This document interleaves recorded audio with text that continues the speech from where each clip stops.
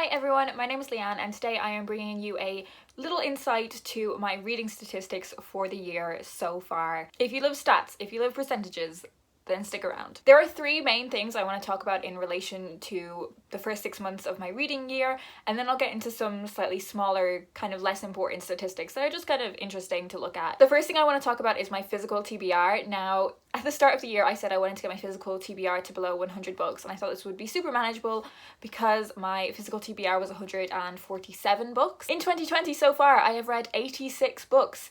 So you might think that I have smashed that goal. Oh no, I didn't. Oh no. I have 144 unread physical books. Oh boy.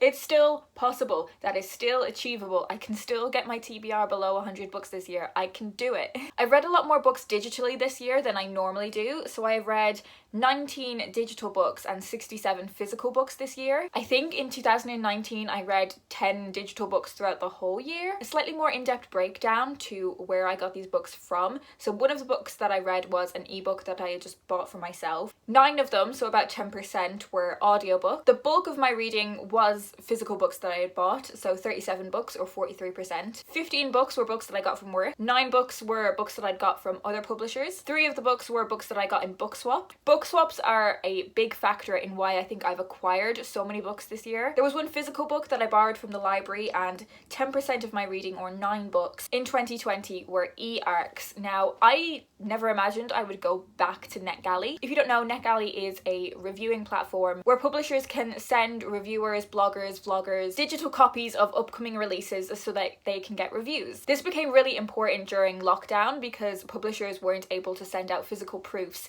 to reviewers. So I rejoined NetGalley, and a lot of the books that I've been reading recently are digital books, so they are not taking away any books from my physical TBR. But I still think it is possible. I still think it's possible to get my TBR below 100 books. If it was 99 books, I would be happy. 99 books on the 31st of December. I've done it. I also want to talk about the diversity of authors that I have been reading. So 28% of my reading this year have been by authors of colour, and this equates to 24 books. So 72% of my reading is by white authors, and that is 62 books. I realise there are problems with one side of this being people of colour and the other being white, and people of colour not being more specific than that. This year I have been reading more authors of colour than I have been in previous years, so I think I read 34 books by authors of colour last year. So at this halfway point in the year, that's only like 10 fewer. I had done a few things early on in this year to make sure my reading was more diverse. So most of the books that I were buying new were by authors of colour, and most of the audiobooks I was listening to were by authors of colour. I would say like 90%. I will specify like books that I was buying new. So not books that I was getting secondhand or books that I were getting in book swaps. And that really has helped increase that number, but I think I need to be even more engaged with these numbers. So I have done some maths to figure out how many books by authors of colour I would have to read every month to increase that percentage to 50-50 by the end of the year.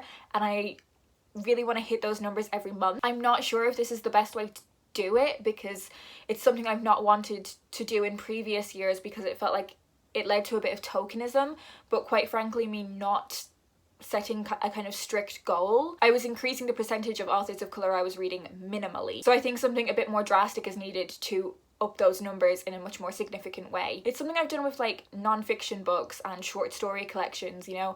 I gave myself a specific goal for wanting to read more of those kind of books, and now they are just seamlessly incorporated into my reading and I don't need to think about it. So I guess hopefully the same thing will happen. If you don't think this is the best way for me to go about it, please do feel free to let me know. I know it's not anyone else's job to educate me, but this is the plan I'm going with at the moment, and we'll see how it goes at the end of the year. While we're on it, 79% of the books I read were by women and 21% by men. That's fine by me. Now into some of the slightly smaller, less important statistics. Looking at page numbers, 12 of the books I read were under 100 pages. 12 of the books I read were between 100 and 199 pages. 22 of the books I read, so 26%, were between 200 and 299 pages. And in my real sweet spot for a novel or even a non-fiction book, 30 books, or 35% of my reading, were between 300 and 399 pages. We had 10% or 9 books between 400 and 499, and just the one book that was over 500 pages.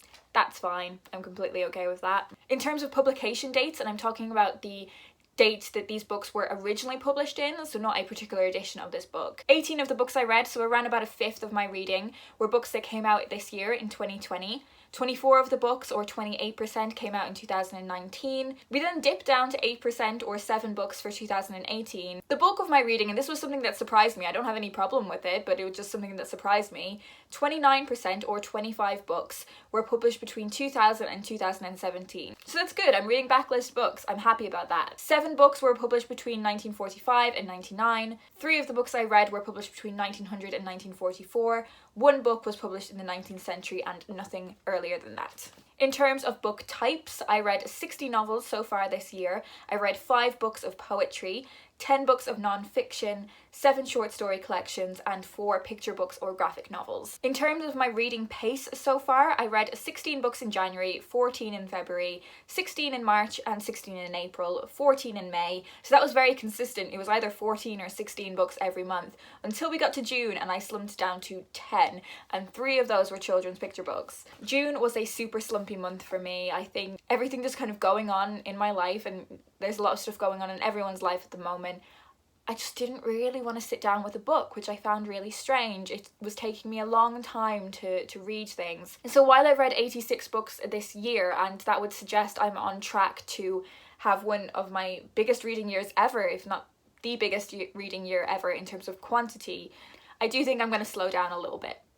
And that's okay. This has just been a very brief overview of some of my reading stats and reading goals for this half of the year. I do go into more detail about these things at the end of the year, but I hope you enjoyed getting a little insight into my reading year so far. I have done a video where I talk about my top 10 books of the year so far, and I will leave that linked down below in the description. But that's all I'm going to talk about today. I hope you guys are doing well, and I will talk to you in my next video.